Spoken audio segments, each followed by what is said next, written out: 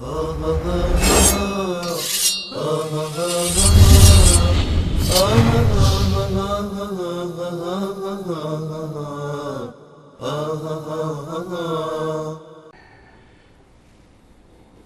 سلام علیکم، بفرمایید. بله سلام علیکم استاد محترم، استاد انصاری. علیکم السلام و رحمت الله و برکاته. استاد مسعود هستم از دنمارک. شما را زحمت دادم که یک جان تشکر از برنامه‌های زیبای شما و همچنین از دیگر استادای محترم تشکری میکنم که در برنامه زحمت میکشن. سلامت باشید. استاد یک سوال داشتم که یک معرفی مختصر اگر راجع به عبدالکریم سروش شما ارائه کنین در این برنامه، چرا که اون برنامه آن روی سکه بود و ایام فکر میکنم از دیگه طرف سکه باشه، چرا بعض برنامه‌اش ما دیشب برای شب در یوتیوب دیدم استاد که بعض عنوانای بسیار خشن وار بود به حساب مولانا شاعر قرآن فارسی و این صحبت کرده بود و یک عنوان برنامه دیگهش بود که جهاد و خشونت و دیگه برنامهش بود که مثنوی یعنی هم قرآن فارسی یا ترجمه قرآن دیگه. امیر خواستم استاد که معرفی کنین که کی هست و میخواد که کتاب اعلی را مقایسه با کتاب مولانا کنه یا حتی بالاتر استاد در سخنرانی‌هاش ما دیدم استاد. باش که از شما یک راهنمایی می‌خواستم در این قسمت یک معرفی کنین. چشمت و ان شاء الله. یک جان تشکر. زنده باشید. تشکر از شما. خدا نگهدار شما. سلام علیکم. من در یک جمله براتون خلاصه بکنم. عبدالکریم سروش، مطهری، شریعتی، اینها زباله های مذهب شیعه اثناعشری رافضی ایرانی هستند.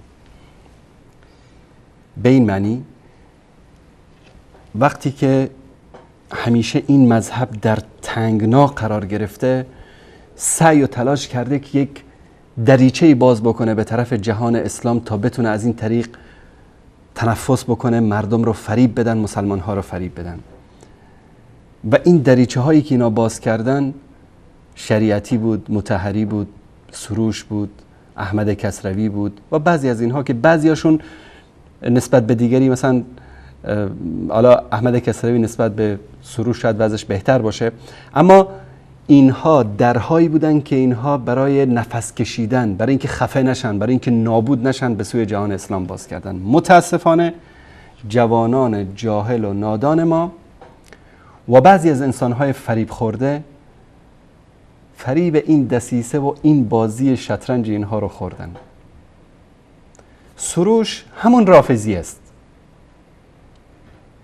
فقط روش عوض شده. همون مشرک هستن. شریعتی همون مشرکی است که بقیه روافض هستن. کتاباشو بخونید، وقتی که به توحید میرسه مثل خر در گل میمونه، نمیتونه بیاد بیرون، چون اون رسوبات دین رافضه‌گری هست. بدبختی اینا این است که بعضیاشون اگر واقعا هم خواستن با صداقت از رافضه‌گری بیان بیرون، نظرشون به اسلام، نظرشون به اسلام حقیقی و ناب همون نظری بود که در رافضه‌گری نسبت به روایات و کتاب‌های خودشون داشتن. یعنی چی؟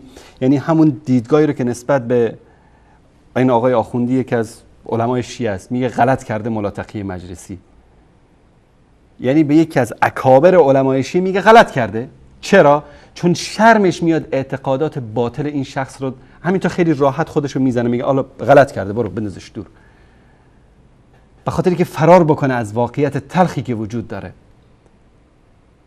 اینها همون دیدی رو که مثلا به کلینی داشتن اومدن به بخاری، همون دیدی رو که به کافی داشتن به صحیح بخاری، همون دیدی رو که به بهارالانوار داشتن به مسلم و ترمذی و ابو داود و غیره، همون دیدی رو که به روایت‌های شیعه داشتن همون دید رو به احادیث رسول الله صلی الله علیه و سلم. اومدن چیکار کردن؟ یک گروه جدیدی به اسم قرآنیون ساختن. بعضیاشون که حالا واقعا یعنی این حقیقت رو آدم باید بگه، بعضیاشون مخلص بودن، از رافضه‌گری خارج شدن، از زیر باران به سر رفتن زیر ناور، رافضه‌گری رو رها کردن شدن قرآنی. کسانی که جاهلترین انسانها به قرآن هستن، از قرآن بیخبرن، از قرآن اطلاعی ندارن، از سنت اطلاعی ندارن، ادعا میکنن که ما قرآنی هستیم. سروش، شریعتی، اینها زباله های مذهب شیعه اثناعشری هستن.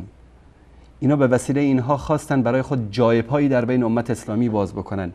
اینها وقتی چهره کریه اینا برای امت اسلامی آشکار شد، امثال اینها رو عرضه کردن به جهان تا بگن که تشیع واقعی اینه. شریعتی حالا میاد میگه تشیع صفوی، تشیع علوی. همه سرتای یک کرباس هستن، همه یکی هن. سگ زد برادر شغال، فرقی نداره. همه شاگرد عبدالله ابن سبع یهودی هستن، قبل از صفویت، بعد از صفویت. حالا درسته که ما میگیم تشیع صفوی جنایتکارتر و خونریزتر بودن از بقیه، اما همه یکی هن. هیچ فرقی بین شاگردان عبدالله ابن سبع یهودی در زمان سیدنا علی رضی الله تعالی عنه و خمینی یا خامنه‌ای در قرن 21 نیست. همه یکی هن. شریعتی هم فرزند همین مدرسه است، سروش هم فرزند همین مدرسه است. حالا شاید در بین خودشون اختلافات درونی داشته باشن، اعتقاداتی که اینها دارن کفر صریح هست. سروش نمیتونه انسان بهش بگه انسان مسلمانه، منکر وحی است. میگین تخیلاتی بوده که در ذهن پیامبر صلی الله علیه و سلم آمده. بعضیشون منکر جنت و منکر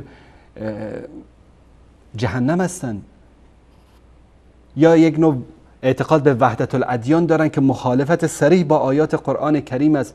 کفر یهود و نصارا را انکار میکنن. پس نباید جوانان ما فریب اینها رو بخورن. خاصتا ما در برنامه جایگاه سنت در اسلام و در برنامه بازسازی فکر، بازسازی اندیشه مفصل در این مورد دوستان صحبت کردن که شما میتونید لینک برنامه‌ای که در یوتیوب هست بهش مراجعه بکنید و یا با ایمیل bokat@haq.tv تماس بگیرید. عزیزانمون این لینک ها رو برای شما میفرستن، هر بیننده عزیزی که بخواد این برنامه رو ببینه، که مفصل در مورد افکار اینها صحبت شده که اینها چطور این فکر ایجاد شد در بین مذهب شیعه و چطور اینها تونستن که مردم رو فریب بدن. امروز متاسفانه می‌بینید در بعضی از دانشگاه‌ها جوانان اهل سنت گرفتار افکار منحرف سروش و امثال سروش شدن. اینها زنادقه‌ای هستند که فرق بین اینها و بین آخوندهای شیعه وجود نداره.